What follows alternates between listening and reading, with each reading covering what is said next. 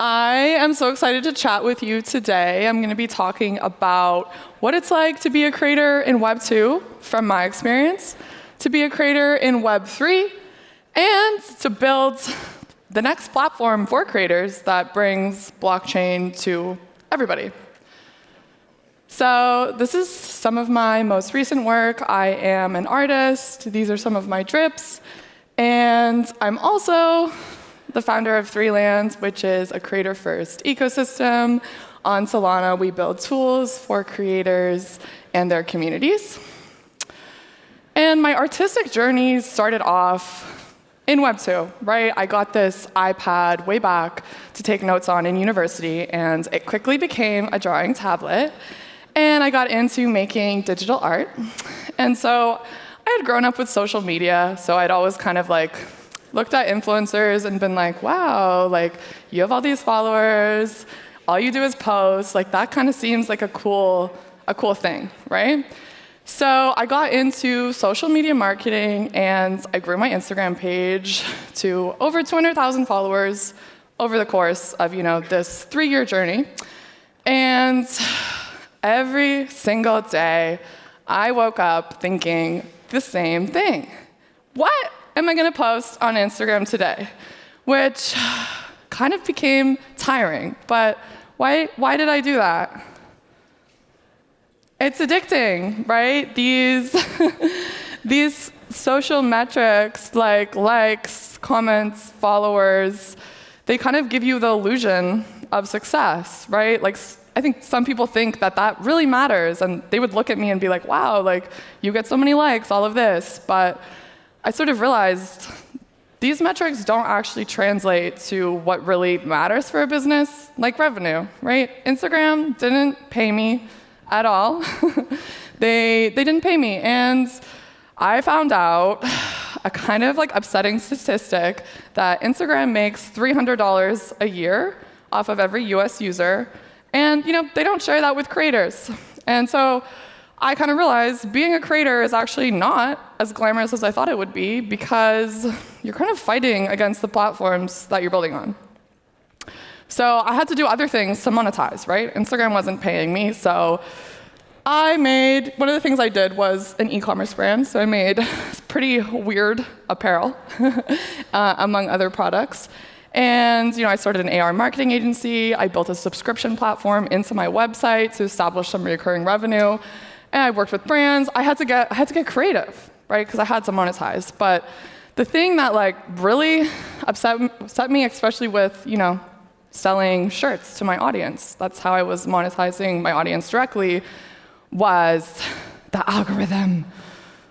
Because I would post these pictures of these cool clothes that I had made, and Instagram would just hide it because it wasn't highly engaging content, so it'd get like 3% of the normal engagement I was getting. And my audience wouldn't see it, right? Because the algorithm is what determines what you see. It's not just because you follow someone, you're going to see their content. Instagram is trying to keep you on their app, show you some engaging stuff, keep you scrolling. That's what they want to do. So that was really frustrating. Another thing, censorship. So frustrating. I had my posts deleted by Instagram a lot. And it's scary, right? Like, I was doing cartoons, okay? I'm like barely breaking their rules. I'm posting these cartoons and getting my accounts deleted, right? Like, creators get their accounts deleted. I had my posts deleted, but I was literally in fear, right? This was the thing that was kind of hanging over me. I was like, they could delete my account at any time. And I sort of had to adjust my content and kind of, put myself in this box, right? In Web2, I had to pretty much create my art for this platform and be within their rules and all of that. So I didn't really have full artistic expression on Instagram. And yeah, there was a bit of a box situation, but I heard about NFTs. And so I started to explore Solana. And I learned about this concept of decentralization, content ownership, and sort of had this light bulb moment. This is what can solve these problems for creators. right? I didn't own my audience on Instagram. I didn't own my content. And I kind of like realized that. I had this light bulb moment where I was like, I am not doing that anymore. We're done. We're done with it. So I pivoted.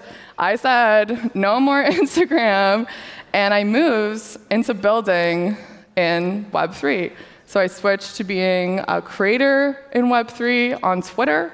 And I switched to building the platform that I wanted for myself, that I thought, let's bring this to the creators that were in my community in Instagram, right? Because I don't like Web2. I really don't. And super over it. But we are still so early, right? Just because Web3 has these, features that Web2 doesn't, that can solve these problems, doesn't mean that Web3 right now is a utopia for creators, right? We still have to build it. We still have to build the platforms that are going to, perpetuate this digital renaissance to all these creators, right? To everybody. Bring it to the people, the consumers. So we're rebuilding the internet. We can do it. And I think we have to really reimagine it from the perspective of building something that's better than Web 2, right? Because Web 2 is still pretty cool. The internet is kind of the best thing to ever happen, ever. So if we're gonna build better platforms, what do we have to do? How are we gonna get the next billion users? Where are they gonna come from? And so I think really, especially for creators, the financialization and the hyperfixation on, finance and selling and flipping, right? It doesn't work for every single person because for some Chad to sell the top, some bozo needs to be the exit liquidity, okay?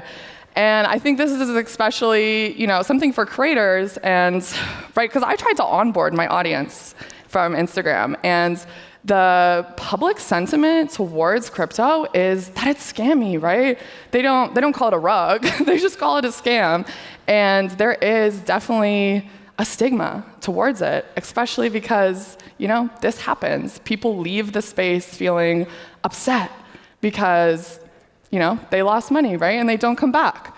So what do we do? What is the value proposition that works for every single person? Okay, especially for creators. So for me, my perspective from the tech is the interoperability and the ownership, right? I was in this box on Instagram, and I couldn't go to a platform like TikTok or YouTube and reach the same audience that I was reaching on Instagram. So essentially, I was kind of trapped. And I think this totally makes sense for creators. But I don't think it's what we should be onboarding creators with. I don't think we need to go up to creators and say, you need to put your art on the blockchain because you own it, right? That's what happened to me, and that's how people tried to onboard me. I didn't really get it. I started to get it when I started to collect and meet the people and have community. While this is a great value proposition, I don't think it's gonna be the main thing that gets people in the door. I think it's gonna be the fun and the community, right? What we have together. We speculated on some animal JPEGs, and we became friends, and we met some really amazing people, and that is something I did not have in Web 2. I had this large audience, and of course, I did meet great people through the platform, but it wasn't like there was this group of amazing artists that can work together, that can collaborate, and I think that's such kind of a breakthrough for this space, is that Web3 does enable creators to collaborate on art so seamlessly, right, through smart contracts, and there's this amazing community of people that support, the arts. So I feel like this is really what we should be getting people in the door with, right? It's fun, and they're gonna wanna stay because they meet their absolute BFFs in the space. So looking into the future, right, this is what I'm trying to do. I want to onboard these creators, get them into Web3, and I want to ruin Instagram, right? I'm so over Instagram. So we're launching 3TV on both app stores soon, And 3TV is a live streaming platform for creators and communities. That's me and my co-founder in our booth, but it's kind of just a little screen grab of the app. So you can chat, and you can also use your NFTs, right? So there's side chat where you can actually use your digital assets. You can do more. I think we need to be doing more with NFTs than just buying and selling them.